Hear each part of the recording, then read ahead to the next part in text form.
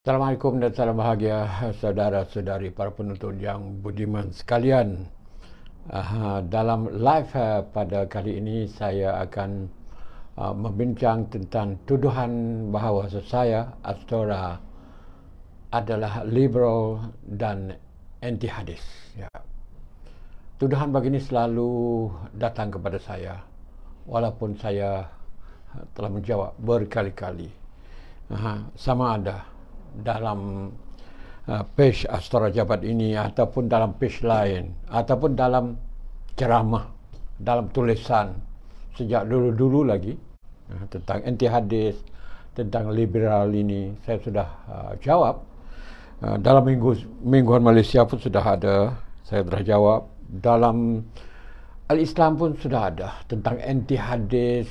Dalam ceramah depan orang ramai pun saya pernah sudah menjawab, tapi sentiasa timbul, sentiasa bangkit, dibangkitkan oleh orang tertentu yang mereka tidak setuju dengan pemikiran saya, dengan pandangan saya.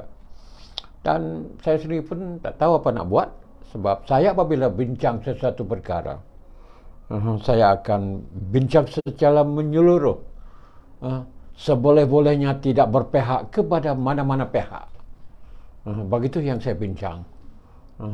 Dan saya tidak membuat keputusan bahawa pandangan orang ini betul, pandangan ulama ini salah. Kalau dalam hal-hal perbezaan pandangan atau bab khilaf, ya, itu adalah cara yang saya lakukan. Tapi orang tak faham. Mereka masih mau mengetahui pandangan saya. Apakah isu ini, pandangan Astora secara hitam putih? Itu yang jadi masalah. Dan ini 2 hari lepas ya telah bincang tajuk yang biasa-biasa sahaja, yaitu tentang perang sekarang ini berlaku di kalangan orang Barat, orang Eropah, yang perang yang ada sekarang ini, yaitu perang Rusia dan Ukraine.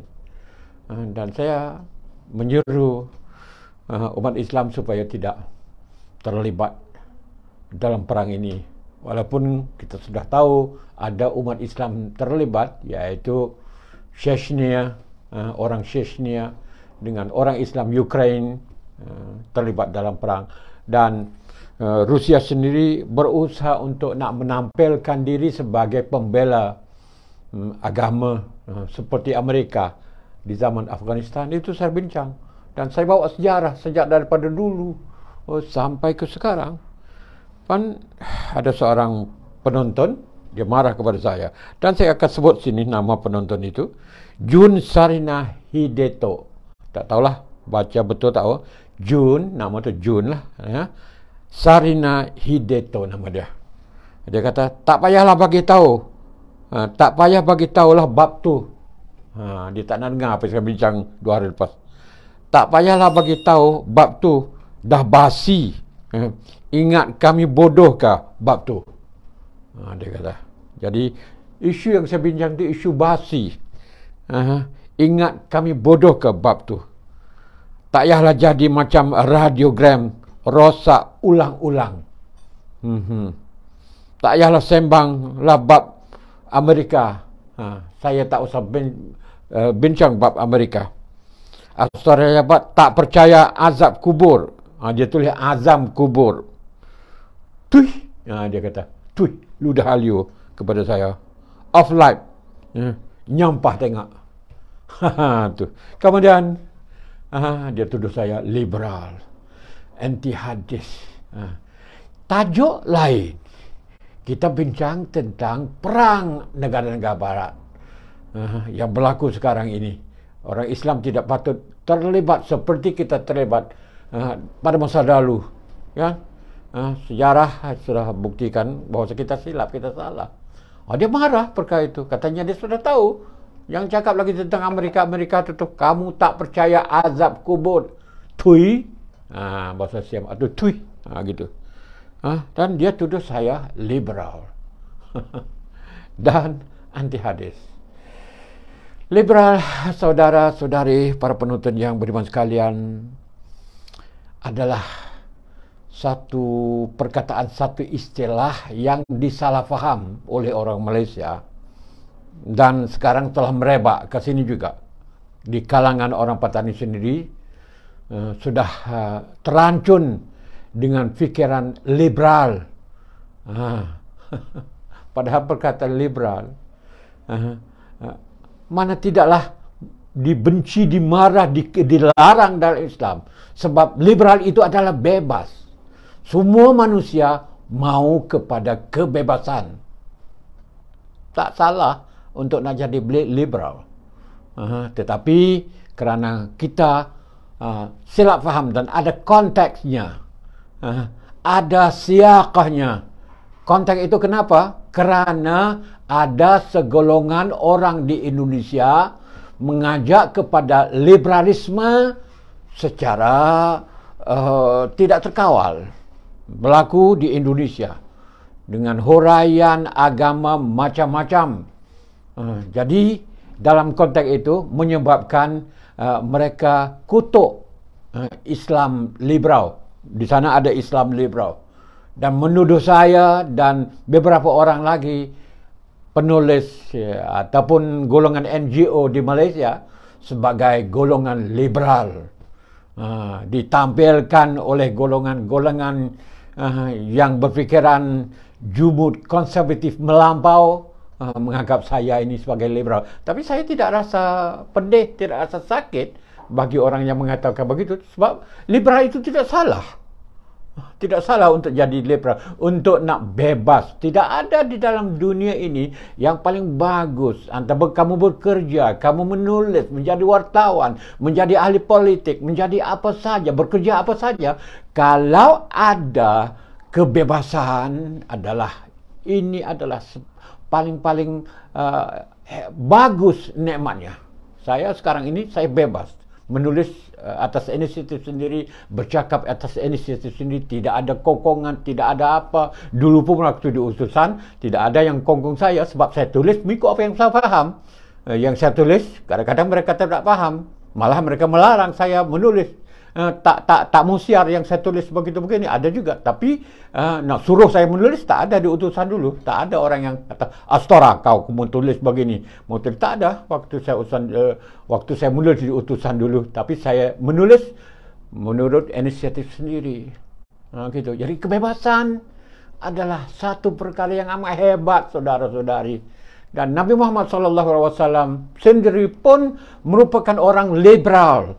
Kerana baginda sendiri meliberatekan, membebaskan untuk nak jadi liberal, untuk nak ada liberalisme, ada liberation, kena ada itu nak jadi liberal ni kena ada liberate dulu, iaitu kerja-kerja untuk nak membebaskan orang. Dan Nabi Muhammad SAW adalah liberator, pembebas ummah dari jahiliyah. Itu adalah satu tahap perjuangan yang paling bagus dilakukan oleh Nabi Muhammad SAW sebagai seorang liberator, meliberatekan, membebaskan ummah daripada jahiliyah, menjadi orang yang liberal, bebas, beriman kepada Allah, mendapat petunjuk kepada Allah, melaksanakan Islam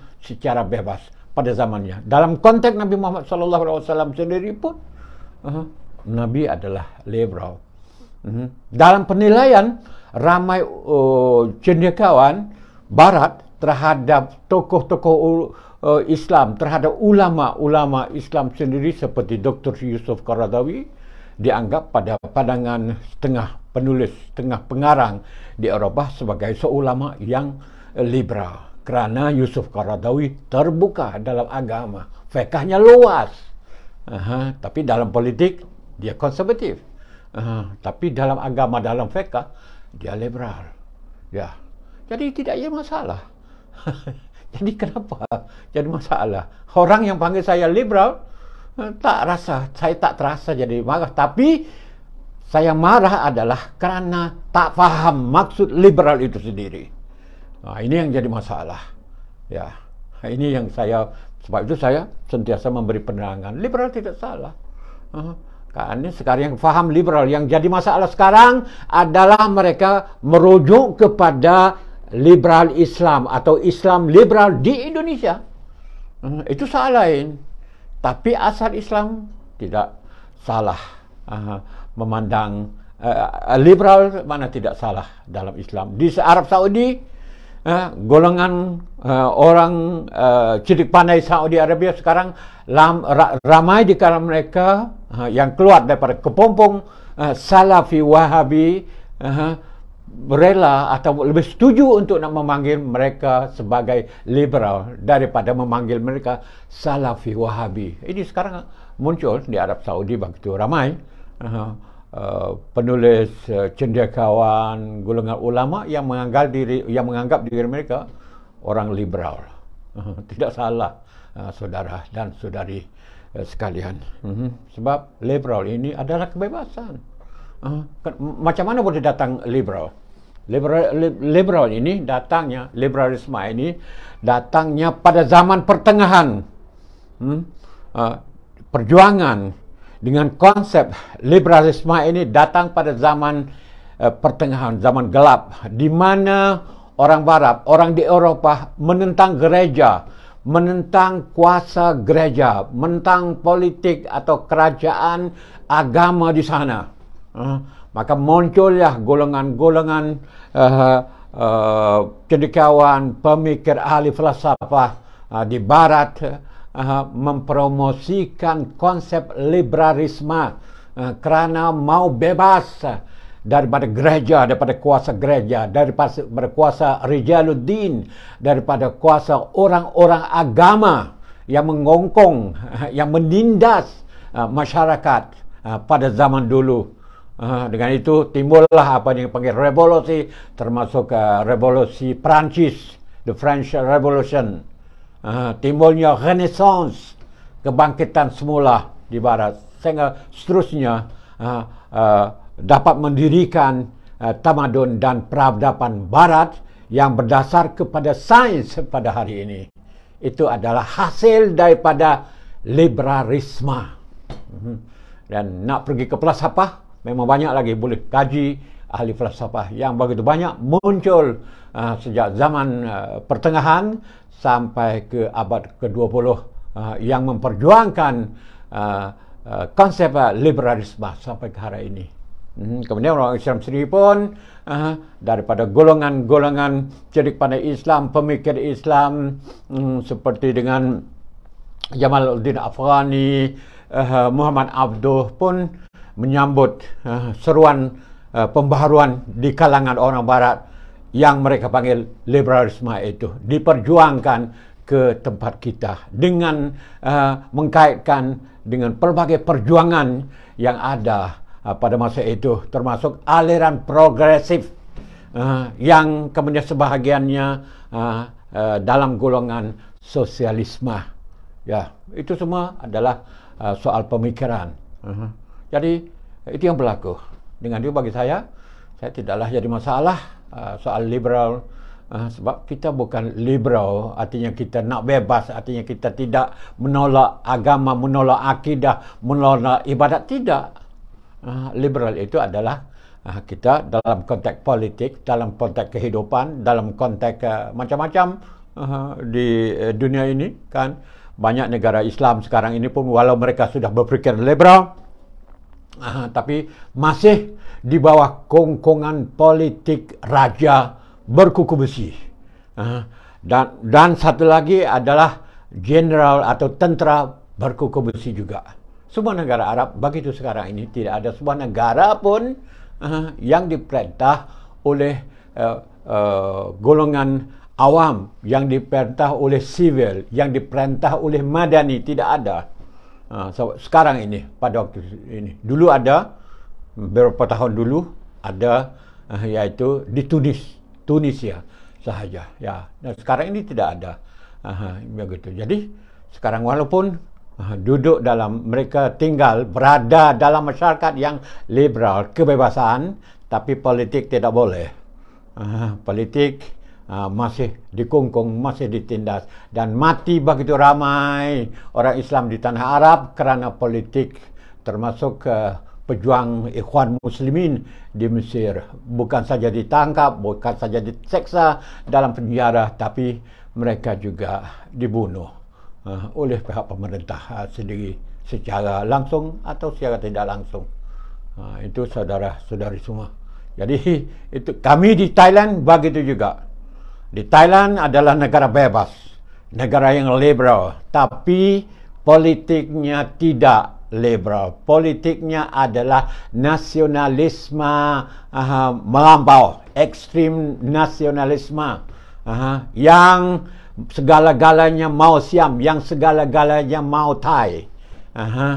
Ya, itu yang berlaku di Thailand pada waktu sekarang ini. Kami pun memperjuangkan, menuntut hak untuk terbebas daripada kungkungan tentera ataupun golongan kerajaan yang bermentaliti tentera dan kebangsaan melampau ini, supaya dapat melangkah ke satu langkah baru, langkah demokrasi. InsyaAllah dalam pilihan raya tidak berapa bulan lagi kita akan masuk ke babak baru, dan mungkin akan datang kudeta atau berapa kuasa, mungkin juga tak tahu, sebab di tempat kami begitulah, tentera yang berkuasa.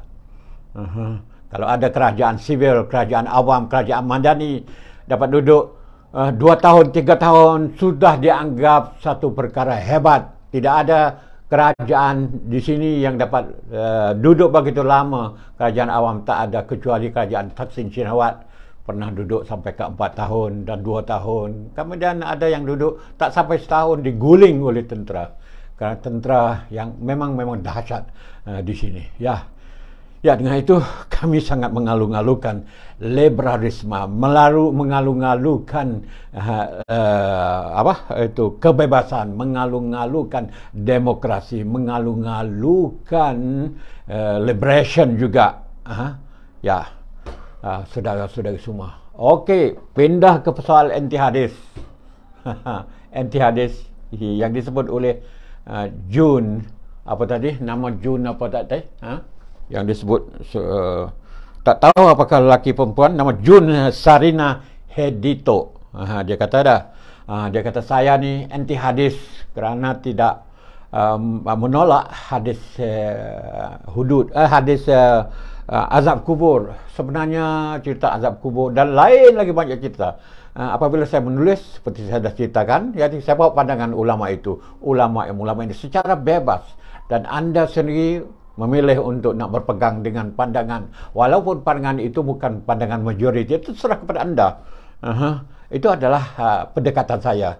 Dalam hadis ini juga tentang azab kubur. Ada hadis azab kubur yang nafi, kata azab kubur ada hadis yang menyokong. Kedua-dua hadis bercanggah. Apabila bercanggah di antara satu sama lain, kita boleh mengambil pendirian, terserah kepada penilaian masing-masing. Kalau nak percaya kepada hadis yang mengatakan azab kubur, percaya, tidak masalah. Kalau tak mau percaya kepada hadis yang mengatakan tidak ada azab kubur, terserah juga. Saya tidak ada paksaan, hanya saya membawa pandangan.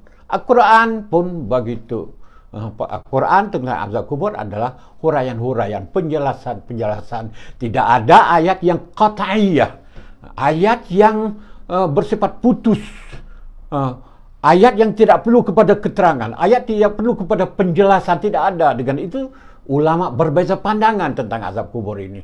Ada yang mengatakan azab kubur ini berlaku di atas jasad dan ruh. Ada yang mengatakan hanya berlaku di atas ruh saja, seperti Ibnu Hazm Al-Andalusi. Ada yang mengatakan berlaku di alam barzakh, bukan berlaku di alam kubur. Karena manusia ini apabila dia mati, dia duduk, ruhnya duduk dalam alam barzakh. Sedangkan jasad itu hancur, tinggal tulang saja. Itu pandangan macam-macam. Ya, ulama moden, antara ulama moden yang menganggap bahawa la azab qabla al-hisab. Tidak ada diazabkan atas seorang sama ada di kubur atau di mana selepas mati illa ba'dal hisab, kecuali sudah ada penghisaban, iaitu telah diadili. Besok baru diadil dulu, naik mahkamah dulu, barulah masuk neraka atau masuk syurga. Bukan mana terus diazab, dimasuk diseksa ketika berada dalam kubur.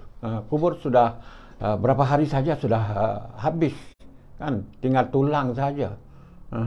Jadi itu ada ulama gitu. Syekh Sya'rawi Mutawalli, Syekh Mak Sya'rawi ini baru saja meninggal dunia, dan saya waktu saya di Kairah 8 tahun dulu, saya pernah berjumpa dengan dia, mendengar ceramah-ceramah beliau. Itu Syekh Sya'rawi Mutawalli menganggap la azab illa ba'dal hisab. Tidak ada penyiksaan kecuali telah diadakan penghisaban ke atas orang itu, iaitu telah dinaik mahkamah di padang mahsyar di akhirat besok.